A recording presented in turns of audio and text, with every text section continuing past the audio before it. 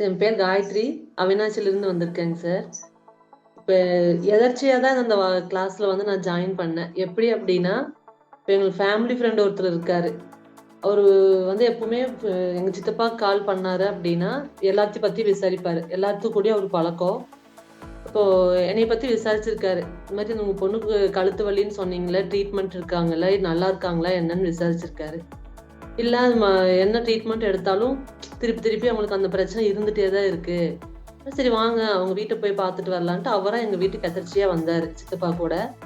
வந்து பார்த்தோனயே சொன்னாரு, "எங்களுது வந்து கொஞ்சம் வாஸ்து சரி குறைபாடு இருக்கக்கூடிய வீடா இருக்கு. அதை கொஞ்சம் அவங்கள மாத்த சொல்லுங்க.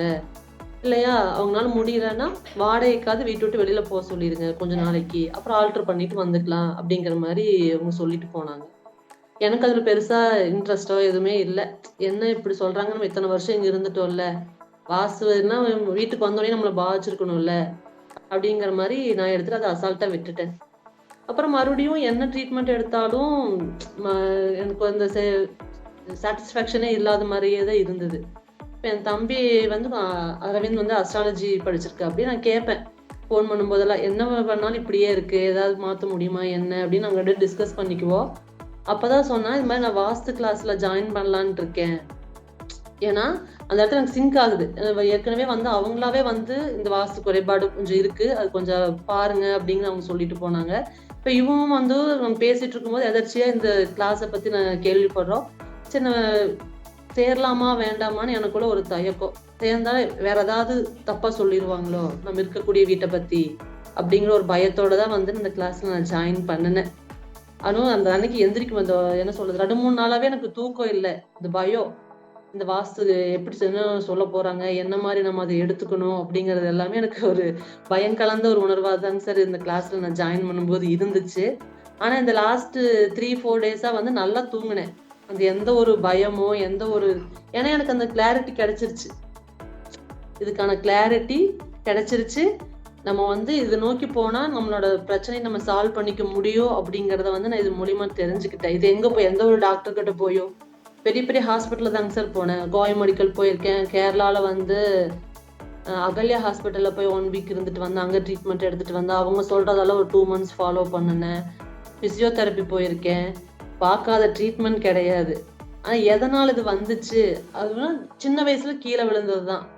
அதனால இவ்ளோ பாதிக்குமா? அப்படிங்கிறத தான் நான் யோசிச்சுட்டு இருந்தேன். ஆனா இதனால தான் இத்தன பிரச்சனைகள் வந்திருக்கு அப்படிங்கிறது இந்த கிளாஸ்ல வந்து தான் நான் தெரிஞ்சுக்கிட்டேன். இந்த கிளாஸ்க்கு என்னை கூட்டிட்டு வந்ததுக்கு என் தம்பிக்கு தான் நான் தேங்க்ஸ் சொல்லணும். ஏன்னா அவனால தான் நான் இத்தன விஷயங்கள வந்து நான் தெரிஞ்சுக்க முடிஞ்சது.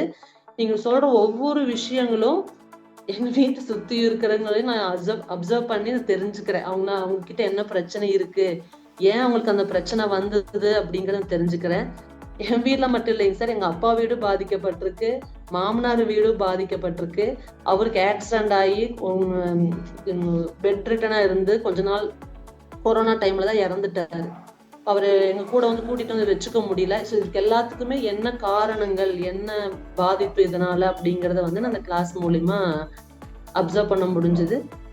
அதுக்கான சொல்யூஷனும் நேத்தும் கூட நானும் என் தம்பியும் டிஸ்கஸ் பண்ணோம் நைட் 11 மணி வரைக்கும். இப்ப எல்லாத்தோட டேட்டாவும் நம்ம கேதர் பண்ணி, அவங்களுக்கு என்னென்ன பிரச்சனை வந்துச்சு, அவங்க எப்படி அதை வந்து அதுலருந்து வெளில வந்தாங்க அப்படிங்கிறத வந்து டிஸ்கஸ் பண்ணி ஒரு ஒரு புக் மாரி எழுதலாம். நம்மளே நோட்ஸ் ப்ரிப்பேர் பண்ணலாங்கிற அளவுக்கு நாங்க 2 பேரும் டிஸ்கஸ் பண்ணி வச்சிருக்கோம் சார். அதுக்கு வந்து உங்களுக்கு ரொம்ப தேங்க்ஸ். இந்த கிளாஸ்ல ஜாயின் பண்ணது வந்து எனக்கு நிறைவா இருக்கு. இங்கேன்னு மட்டும் இல்ல, நம்ம சுத்தி இருக்கக்கூடிய இப்ப என்ன மாரியே வந்து எங்க ஸ்கூல்ல ஒர்க் பண்ற நான் டீச்சரா இருக்கேன். அதுக்கு என்ன ரீசன்னு நான் கண்டுபிடிச்சுக்கிட்டேன். எனக்கு வந்து ஆக்சுவலா இந்த ஸ்கூல் படிக்கும்போது வந்து, ஐயோ! இந்த டீச்சிங் பக்கமே போவே கூடாதுடா சாமி! அப்படின்னு இருந்தா, ஆனா கடைசியா என்னை கொண்டு வந்து இந்த டீச்சர் வேலையிலேயே தான் கொண்டு வந்து சேர்த்துருக்கு. 13 வருஷமா இந்த டீச்சிங்ல தான் இருக்கேங்க சார்.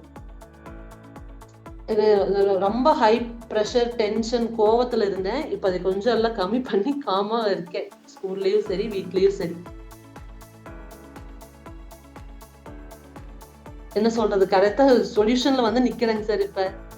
தேவையான சின்ன சின்ன கரெக்ஷன்ஸ் எல்லாம் பண்ணி, அத ரெடி பண்ணிடலாங்கிற ஒரு சிச்சுவேஷன்ல இருக்கோம். Thanks sir. இந்த கிளாஸ் இப்ப என்ன சொல்லணும் அப்டின்னா, எங்கேயோ பார்த்த முகமா, பரிச்சயமான முகமா அப்படி இருக்க மாரி இருக்கு எனக்கு இந்த கிளாஸ்ல அட்டெண்ட் பண்ண உடனேயே. தேங்க்ஸ் சார் அதுக்கு. எத்தனை 2 பேரும் ஒர்க் போறோம். ஒரே பொண்ணு தான். எத்தனை சம்பாதிச்சாலும் காசே இருக்கிறது இல்ல. அப்படி ஏன்டா இப்படி இருக்கோ அப்படிங்கிற சிச்சுவேஷன். அதாவது வீட்ட மாத்திக்கலாமா அப்படிங்கிற அளவுக்கெல்லாம் இருந்தது. ஏன் அந்த வீட்ட மாத்தணும் அப்படிங்கறதுக்கான காரணங்கள் வந்து இப்பதான் நான் தெரிஞ்சுக்கிட்டேன். என்ன இந்த இடத்துல தப்பு இருக்கு, என்ன பண்ணணும் அப்படிங்கறது வந்து அனலைஸ் பண்ணியாச்சுங்க சார். நம்ம சும்மா ஜஸ்ட் மைக் ஆன் பண்ணி நமக்கு ஏதாவது டவுட்னா கேட்கலாம். அவங்க பாட்டுக்கு சொல்லிட்டு இருப்பாங்க அப்படிங்கிற மாதிரி இருந்தா இன்ட்ராக்ஷன் இப்ப நமக்கிட்ட இருந்தே வந்து நீங்க எல்லாத்தையுமே வாங்கிட்டு கொஸ்டின்ஸ் கேட்டோ இல்ல எங்களோட டவுட் மூலியமாவே எங்களை வந்து அது சால்வ் பண்ண வச்சுட்டீங்க. இப்ப வாஸ்துங்கிறது நம்ம மட்டும் தெரிஞ்சுக்கிட்டா போதாதுங்க சார். நம்ம வீட்ல குழந்தைங்க இருந்தாங்க அப்படின்னா கண்டிப்பா சொல்லிக் கொடுக்கணும். இப்ப முன்னோர்கள் வந்து இந்த விதம் இப்படிதான் இருக்கணும். இந்த இடத்துல ஈசானிய மூலத்துல பள்ளமா இருக்குமா? அந்த இடத்துல பள்ளம் போடுங்க அப்படின்னு மட்டும் தான் சொல்றாங்களே ஒழிய, ஏன்? என்ன ரீசன்?